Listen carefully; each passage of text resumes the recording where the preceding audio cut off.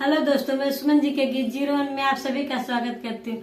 दोस्तों, मैं एक सोहर गीत लेके आई हूँ। अगर आप लोग को मेरा ये सोहर गीत अच्छा लगे तो कमेंट में जरूर बताइए। धन्यवाद। मचियाई भाई ठेली सासू ते बहू आया रजकार बहू आया रजकार सासू लगी गए नावा हिनवा कवन घर लिप्यू कवन घर लिप्यू सासू लगी गए नावा हिनवा कवन घर लिप्यू कवन घर लिप्यू सासू ते बोलायू ना पावे ननद उठी बोले ननद उठी बोली हो भाभी तोहरे तो जानी बीटी वाली पाऊ घर भूसली पाऊ घर भूसल हो भाभी तोहरे तो जानी बीटी वाली पाऊ घर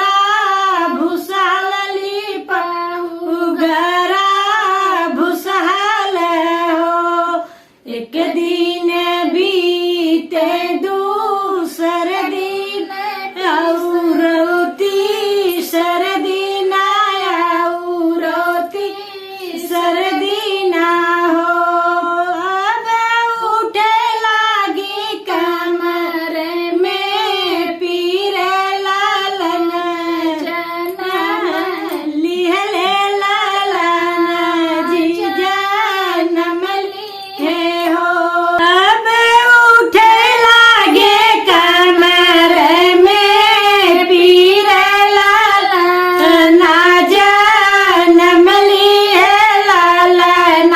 जनम लिए हो अब उठे लागे कमर में पीर लालन जनम लिए लालन जनम लिए हो सासू तो आवाई गावत पिया मुस्की मारत पिया मुस्की मारत हो के गोड़े नाचते आवे ननदी कंगनवा भाभी लेबे कंगनवा भाभी लेबई हो के गोड़े नाचते आवे ननदी कंगनवा भाभी लेबे कंगनवा भाभी लेबई हो बोलिया तो ननदी बोलियो बोलाहू नाही जानियो बोलाहू नाही जानियो ननदिया दे करायंग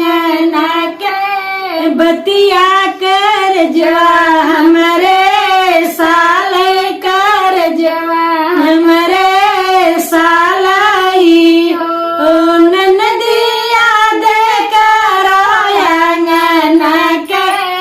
बतिया कर जवा हमरे साले कर जवा हमरे सालाई हो। दोस्तों, कमेंट में जरूर बताना कैसे लगा सोहर।